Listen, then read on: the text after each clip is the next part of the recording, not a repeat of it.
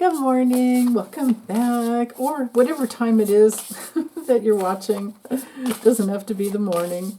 Good day, greetings, salutations. So this is your reading for Saturday, June 8th, 2024.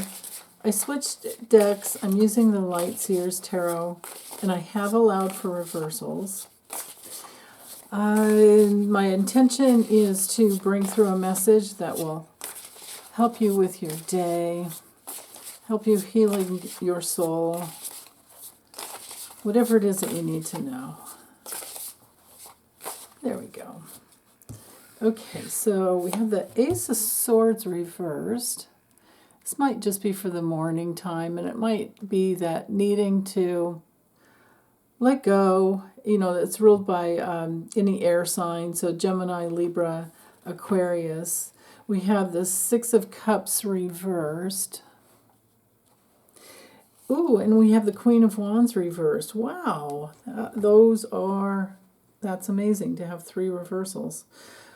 So with the Six of Cups reversed coming through for, and this is our Sun and Scorpio card, but coming through as the theme, it could be that there's some issues from childhood, from our past, that we're trying to deal with. And it could even be, just maybe dealing with a child yourself. If you have a child in your life that you're taking care of. Yeah. So, but anyway, in the reverse position, there's something about the past that we're trying to heal. It has to do with maybe letting go of trying to get love in all the wrong places. It's probably a bunch of country western songs devoted to that. But it has to do, the Six of Cups reversed has to do with, usually with, because it is, it's ruled by Scorpio, seeking pleasure, but sometimes without getting any reward for what's going on. So kids, the way it works when we're little is if we don't get the love, if we don't get the pleasure that we need, then we tend to just kind of numb out, and we might look for connection and pleasure and love, safety, comfort, all of those things.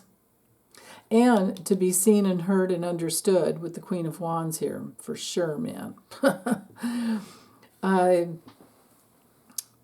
So with that, we're dealing with just some unmet real need. So if we have an unmet real need when we're little, our brains can't, especially as an infant, our brains are hardwired for pleasure. Our bodies are hardwired for pleasure. The spiritual essence that we have incarnated from is 100% blissed out pleasure, love, everything. And then here we are born into this earthly domain, and sometimes we get pleasure and sometimes we don't. So when we're little, it's so painful as an infant, it's so painful that we numb out. If we're crying, if we're hungry, if we're wet, if we're itchy and hot, a lot of parents would a little tiny baby has cells multiplying like crazy, and they tend to run hot. And a lot of parents in the old days used to, there's wrapping this up like the burrito baby, and maybe that was a thing to do, and I don't know if it really was a good thing or not. I guess it keeps them from sucking their thumbs, but then what's wrong with that? Their teeth aren't in yet. I don't know. There are just so many ways that parents have tried to raise their babies right, but maybe they got the wrong information. And then there was all the schedule feeding. I'm just naming some things that I can think of when I was growing up, or when I, I didn't have my kids till the 70s, but I remember what my mom was telling me that she tried with us, and what my grandmother would tell her, and what she did to me that she did not do to my son, to her next baby. And so there's all these mixed things that were told to different parents. So not to, because usually a parent is doing the best they can, right, with what they have.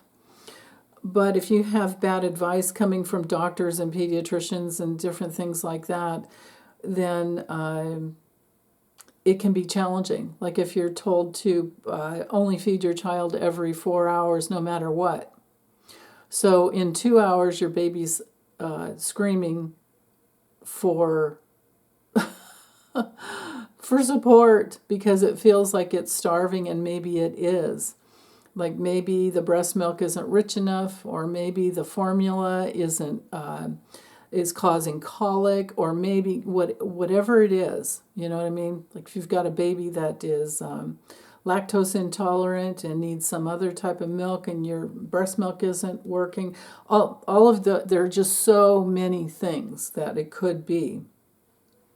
And if the mom doesn't come and comfort the baby, what happens is that the mind can't handle it, the body can't handle it, and the baby will shut down eventually and cry themselves to sleep. But imagine if you're schedule fed and the 4 hours is the 4 hours is up, and the mother would wake the baby up and make it eat. Like, what?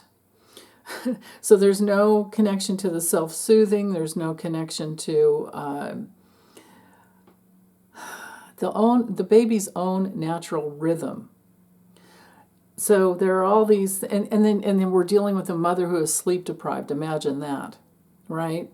And maybe there's a mother that has to work and she's sleep deprived, and so it comes down to like her survival versus the infant's survival on some level, because maybe she has her own childhood issues. Maybe she had so many unmet real needs in childhood. So what we've got is a vicious circle in the mind that hasn't worked out well. And what happens is that as a baby we numb out, and as adults, we carry that through, right? Because we're numb in some areas. And so if we don't figure out that we're stuck in a vicious circle of unmet real needs, which are love, comfort, all these real needs in order to survive, love, safety, comfort, connection, and to be seen, heard, and understood, then what happens is that we reach out for substitute needs, and we have all kinds of addictions of all types, right? Keeping the mind busy, overeating, over drinking, putting ourselves out there, keeping ourselves super busy so that we're avoiding the pain. All these different, it can be done with the mind, it can be done with the actions coming through our bodies. And then with all types of, with the cups here, there could be 6 different ways of numbing out with food and drink. So, it could be like Coca-Cola or Diet Coke or something like that with a lot of caffeine, and it gets your mind going like crazy. So anyway, if you can figure out what it is for you, are you trying to stay too busy? Are you numbing out with food and alcohol or drinks of some type, anything that comes into your body, and staying too busy? If you can figure out what it is, to break the vicious circles, all we have to do is get in touch with the real pain and understand what the real needs are. As adults, we can figure those things out, and then we can, start the healing process. And with that, we can, there are things that will happen, like we will go through little periods of depression, because we will be reconnecting with the past. And this would turn the Six of Cups around. First, we have to get our brain thinking clearly that, oh, man, I'm in the past. What's going on? Or I had a vicious circle. I have a vicious circle going on. So what is it that I'm doing to numb out? And then once you get in touch, the Six of Cups here upright does bring in going into the past. We'll have childhood memories of when we were very innocent and something went wrong. And when we're in all of this, we can expect depression. And that's where we can sometimes have the Queen of Wands, because this is literally the life force. And once we understand what those real needs are, again, love, safety, comfort. So if we know how to love ourselves, if we know how to comfort ourselves, if we know how to create safety in our lives, if we know how to create connection in our lives, then we can turn around the Queen of Wands. If we know how to be seen and heard and understood, if we don't mind repeating ourselves to someone, if we don't mind expressing ourselves to someone, if we don't mind a lot of positive self-talk to ourselves, then we can heal anything. We can talk ourselves out of that drink you're going to go for, or that extra portion of something, or this huge portion that you just habitually throw on your plate. If we can do all of those things, then we can get out of those vicious circles. But expect depression, because we will be accessing the past. When we go through it, we're going to connect with the past, what it really felt like when we were little. So expect feeling helpless. But if you go through it, if you're just aware, and in fact, if you connect with, oh, yeah, I'm numb in that place.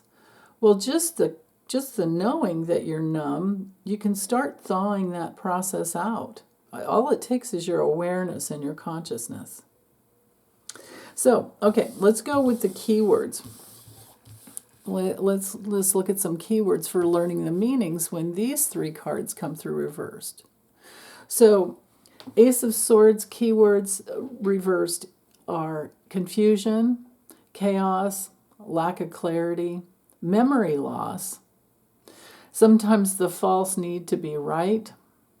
Sometimes the false need to win. Therefore, sometimes lies. Yeah. Okay. Six of Cups reversed. That's where we can have trouble with being stuck in the past, being a little too naive, needing to realistically assess a situation because there's some lack of, reality when it's reversed. Like if you don't have that extra food or you don't have that drink, you're going to die. You might connect with a baby, an infant, the infant in you that thought it was going to die. So therefore, now it's unrealistic. But back then, you didn't know that. And it might be the thing that makes you just unconsciously go for too much food, too much everything. Or maybe having to have a lot of like comfort foods around you, even if you don't eat them, like you're not safe, like not having it in the house kind of a thing. These are all just false beliefs. So we're challenging our belief system here, and we're needing to mature and grow up, on those levels. So, and then with the Queen of Wands reversed, when she comes through reverse, there's usually a lack of self-confidence. And it can be kind of, like where you're too judgmental over yourself, or it can be where you're too demanding, like there's a demand to get something, a demand for attention maybe, or a demand for anything to have that near you.